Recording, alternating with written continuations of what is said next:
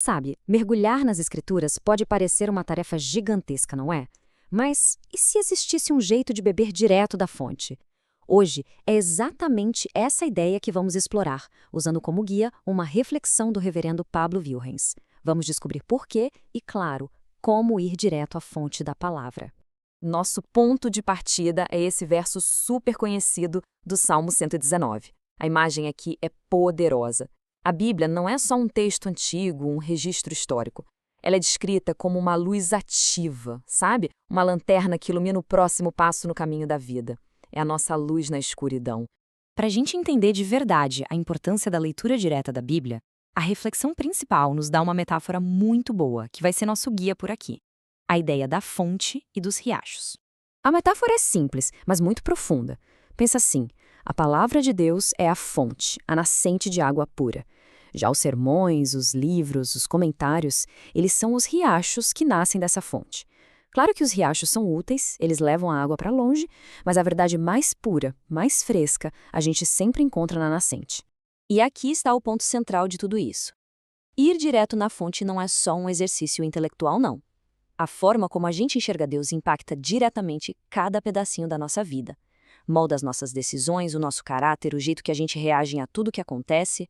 Bom, isso nos leva a uma pergunta fascinante. Que livro é esse, afinal? A Bíblia é única porque ela é, ao mesmo tempo, divina na sua origem e profundamente humana na sua forma. Vamos dar uma olhada nessa colaboração incrível. Pensa só nisso. As Escrituras não foram escritas por uma única pessoa trancada numa sala. Foram mais de 40 autores diferentes, e muitos deles não eram da elite intelectual, não. Eram pescadores, pastores, profetas, reis, cada um com seu próprio estilo, sua voz, seu jeito de ver o mundo. E mais, essa coleção toda de escritos foi sendo composta ao longo de um período de cerca de 1.500 anos. Imagina, isso atravessa impérios que nasceram e morreram, culturas que se transformaram completamente, o que torna a unidade da Bíblia algo ainda mais impressionante, para muitos, um verdadeiro milagre. Tá, mas como isso foi possível? A teologia dá um nome para esse processo, operação concursiva. A ideia não é que Deus ditou as palavras e o autor humano foi só um robô copiando, nada disso.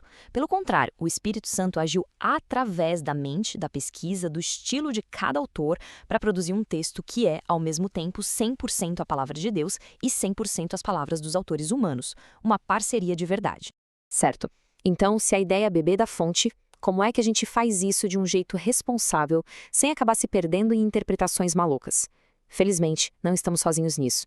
Existem ferramentas desenvolvidas há séculos que nos ajudam a entender o texto com mais clareza. Os estudiosos usam um método que tem um nome que parece complicado, mas que na verdade é bem intuitivo, a tríade hermenêutica. Pensa nela como um processo de 3 passos, que olha para o texto de 3 ângulos diferentes para garantir uma interpretação equilibrada e fiel. O primeiro passo é a análise histórica. É como mergulhar no mundo por trás do texto. Perguntas como quem escreveu, quando, como era a cultura da época são fundamentais. Isso monta o palco onde a mensagem foi dita pela primeira vez. Sem esse contexto, o risco da gente colocar as nossas ideias de hoje num texto antigo é enorme. Em seguida, vem a análise literária, que é olhar para o mundo dentro do texto. A gente não lê uma poesia do mesmo jeito que lê uma carta ou uma reportagem, certo? Reconhecer o gênero do texto, a estrutura dele e as figuras de linguagem que ele usa ajuda a gente a interpretar o significado do jeito certo e a não aplicar uma passagem de forma errada.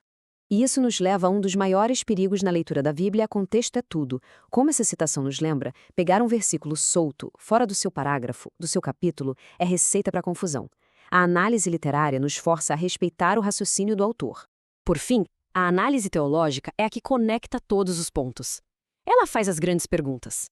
Como esse trecho específico se encaixa na grande história da Bíblia inteira? O que esse pedacinho revela sobre o caráter de Deus e seu plano, que costura todas as escrituras, de Gênesis a Apocalipse?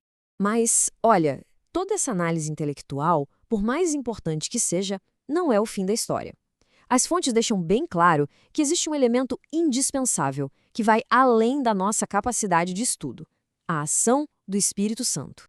O objetivo final de ler a Bíblia não é só acumular informação, como se fosse um quiz. É ir de um conhecimento teórico, saber fatos sobre Deus, para um conhecimento experimental, de relacionamento. Um conhecimento que envolve o coração e que transforma a alma. Para a gente entender isso melhor, precisamos separar duas ideias-chave. A primeira é a inspiração. Isso tem a ver com o trabalho do Espírito no passado, quando ele supervisionou os autores para garantir que eles registrassem a verdade de Deus de forma fiel. A segunda ideia é a iluminação, que é o trabalho do Espírito no presente. É ele quem abre a nossa mente e o nosso coração para que a gente consiga entender o significado e a importância daquilo que foi registrado há tanto tempo. É por isso que orar antes de ler a Bíblia é tão essencial. E é exatamente por causa dessa iluminação do Espírito que o texto bíblico nunca se esgota. Uma passagem que a gente já leu dezenas de vezes pode de repente brilhar com uma nova luz e trazer uma aplicação super fresca e poderosa para a nossa vida hoje. É um livro que está sempre vivo, sempre novo. E isso nos leva, finalmente, ao propósito de tudo isso. Porque o resultado de beber da fonte não é só ganhar conhecimento, é passar por uma profunda transformação pessoal. Afinal, como diz o ditado, não dá para a gente amar profundamente aquilo que a gente não conhece. O conhecimento direto de Deus, que vem da sua palavra, é a base para um amor que cresce. E é esse amor que nos transforma e nos torna mais parecidos com Cristo. Então, na prática, como se faz? A reflexão nos deixa com 3 passos bem diretos. Primeiro, dedicar tempo, criar o hábito da leitura. Segundo, buscar entender, ler com a intenção de ouvir o que Deus está dizendo. E terceiro, o mais importante, permitir ser moldado, deixar que a verdade influencie nossas decisões e nosso caráter. E assim, essa jornada da leitura até a transformação nos deixa com uma pergunta que continua ecoando. A questão não é só o que o texto dizia há milhares de anos, mas o que ele diz hoje. Como essa fonte de água viva pode se tornar uma luz real, viva e orientadora no nosso caminho?